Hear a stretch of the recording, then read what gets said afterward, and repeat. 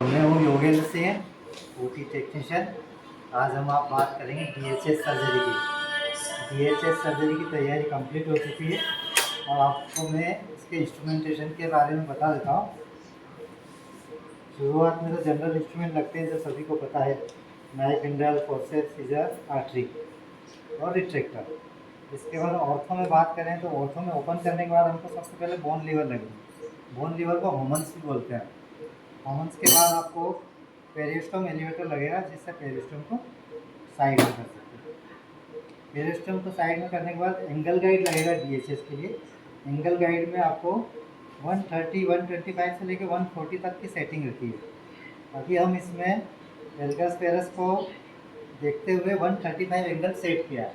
135 angle के हिसाब से बोन फीमर पर इसको रखकर ड्रिल से गाइडवार फीमर हेड तक डालेंगे। इसका यूज ऐसे करते हैं, ये फीमर, ये प्लेट फीमर के ऊपर जाएगी। फीमर से टच करने के बाद एंगल 135 का मिलेगा, इसको centre of the femur head तक गाइडवार को पहुंचा देंगे। इसके बाद हम आते हैं ट्रिपल रिमर। गाइडवार डालने के बाद ट्रिपल रिमर का यूज़ होता है। ट्रिपल रिमर में इसको ट्रिपल रिमर बोलते हैं। ये डीएचएस इसको डालने के लिए ट्रिपल रिमिंग करना पड़ती है। ट्रिपल रिमिंग करने के बाद यदि यंग पेशेंट है उनको टेप भी करना पड़ेगा।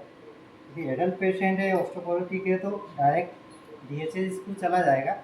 यदि यंग पेशेंट है तो उसमें टेप करने के बाद डीएचएस स्क्रू डालेंगे। ये टेप हो जाएगा, टेप होने के बाद डीएचएस स्क्रू डालेंगे। डीएचएस स्क्रू में इसका एंगल फिक्स करना रहता है।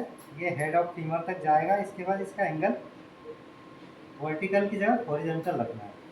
ये टाइटेनियम इम्प्लांट है, टाइटेनियम में वर्टिकल है।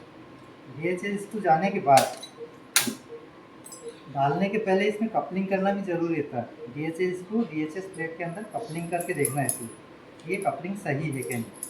डीएचएस स्क्रू जाएगा, इसके बाद प्लेट वहाँ पर डीएचएस स्क्रू में डालने के बाद होल्ड करके लॉक करेंगे। लॉक होल्ड हैंगरूज लगेगा इसके लिए। हैंगरूज से क्या करेंगे, ये हैंगरूज इंस्ट्रूमेंट है।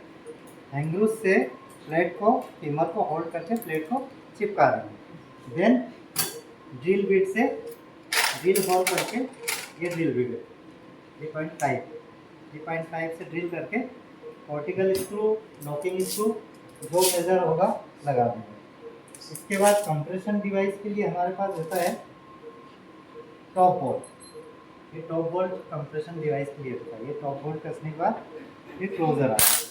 ये है हमारा डीएचएस का सेट। Thank you.